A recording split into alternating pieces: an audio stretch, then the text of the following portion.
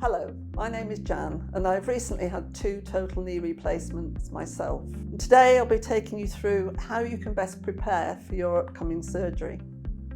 You will hear from lots of different healthcare professionals and it's really important that you take the time to watch and listen to the videos carefully. This will ensure your surgery can go ahead as planned, that you know what to expect on the day and that you will be able to best recover following the surgery. These videos have been created to support and guide patients who are having surgery at the Lister Hospital, Princess Alexandra Hospital and St Albans City Hospital. Hip or knee replacement surgery is performed if you have a painful, worn-out joint, and strategies such as weight loss, analgesia and physiotherapy have failed to significantly improve your symptoms. Please watch this video in its entirety, as it should help alleviate some of the worries or concerns that you may have about your forthcoming joint replacement surgery. The video should also help educate you about your whole patient journey. This is particularly important as we know that a better educated and motivated patient leads to a better rehabilitated patient. Whilst there are various subtleties involved in hip and knee replacement surgery, the basic principles remain the same.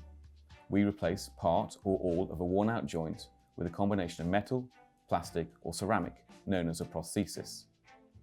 Your surgeon can discuss with you which prosthesis best suits your individual needs. In hip replacement surgery, we place a semicircular cup into your pelvis, which usually has a plastic or ceramic liner. We also then place a stem down the centre of your femur, and the stem has a ball on top of it.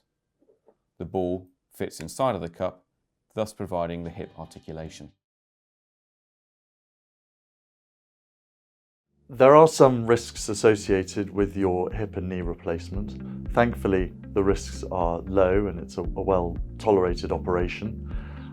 In terms of a hip replacement, there are risks of infection. We give you antibiotics at the time of surgery to reduce the risk. Risk of blood clots, clots in your leg, deep vein thrombosis, clots in your lung, pulmonary embolus, and we give you blood thinning medication to reduce the risk.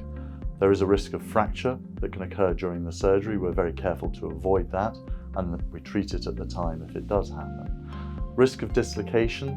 The highest risk of dislocation is in the first 6 weeks after surgery whilst all the tissues are healing up. I tend to advise my patients to avoid positions of deep hip flexion to avoid dislocation. So sitting on a low seat should be avoided for those first 6 weeks. There is a risk of leg length discrepancy where sometimes we can make your leg fractionally longer or shorter, but very rarely is it anything that needs further treatment. It's a mechanical joint, so it doesn't last forever. It can wear out and loosen. The life expectancy of a hip replacement is about 20 to 25 years. If the hip wears out, develop infection or dislocation, there may be a need for further surgery, revision surgery, where the implants are replaced for new implants. For further, more comprehensive information about the risks associated with your operation, please click on the link below.